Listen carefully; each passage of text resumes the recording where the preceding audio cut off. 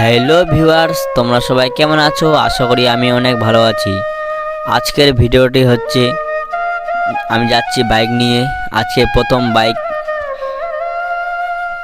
নিয়ে যাচ্ছি ঢাকা শ্যামপুর। আজকে শ্যামপুরে যাচ্ছি। এখন টোটোতে উঠলাম, টোটোতে উঠে এখন যাব শ্যামপুর।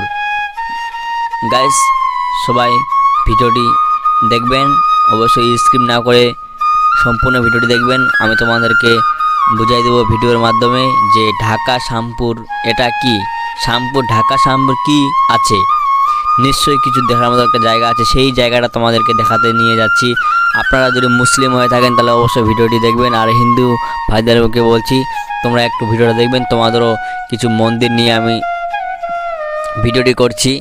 তো গাইস, তোমাদেরকে কেউ এবং দেশ এবং দেশের বাইরে থেকে যে ভিডিওটি দেখছেন সেটা অবশ্যই লাইক কমেন্ট শেয়ার করবেন। আর অবশ্যই তোমার ছোট ভাই মনে করে HR মিরফাজ হরিয়ানা চ্যানেলটি সাবস্ক্রাইব করে দেবেন। আমি এখন আছি ঢাকা শ্যামপুরে যাচ্ছি। এখন চলে আসছি ঢাকা শ্যামপুর। এটাকে বলে যে ঢাকা শ্যামপুর, এটা হলো ঢাকা পুলিশ স্টেশন। তারপরে যাবো আমরা রেল স্টেশন। এখন হিন্দু ভাইদেরকে বলছি যে তোমাদের মন্দিরের সামনে চলে আসছে। এখানে যে দেখতে পাচ্ছেন, এখানে মন্দির, খুব বড় মন্দির। লোক হাজার হাজার লোক, যখন মেলা বা পূজা হয় এখানে হাজার হাজার লোক থাকে। তাই কিছু কিছু লোক পুজো দেওয়ার জন্য অনেক লোক বের হয়েছে, যে এই টোটোগুলো দাঁড়িয়ে আছে রিজার্ভ করে চলে আসে যে পুজো দিতে।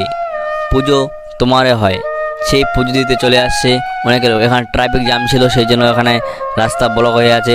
তারপর যাচ্ছি Dhaka rail station. Dhaka rail station চলে যাচ্ছি। এখন ঢাকা রেল স্টেশন পার হয়ে যাচ্ছি।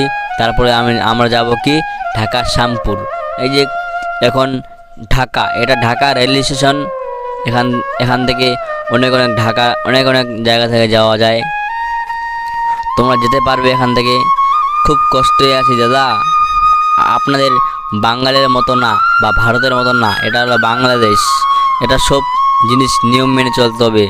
ভারতের ভাইদেরকে বলছি, ভাইয়া তোমরা অনেক সুখে আছো, কারণ আমরা বুঝতে পারছি তোমাদের এদিকে অনেকও জিনিসের অনেক কম দাম, আমাদের এদিকে দাম অনেক জিনিসের বেশি। তাই তোমাদেরকে বলছি তোমরা আছো, অনেক সুখে আছো।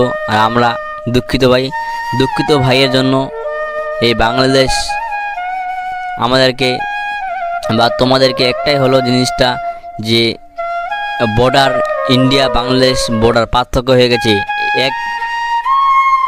এক বছর বা অন্য বছর বা এক সালে বা অন্য দিনের ছোটোবেলা নিশ্চয়ই এক ছিল, সবাই আমরা এক হতাম, এখনও আমরা এক হয়ে থাকতাম।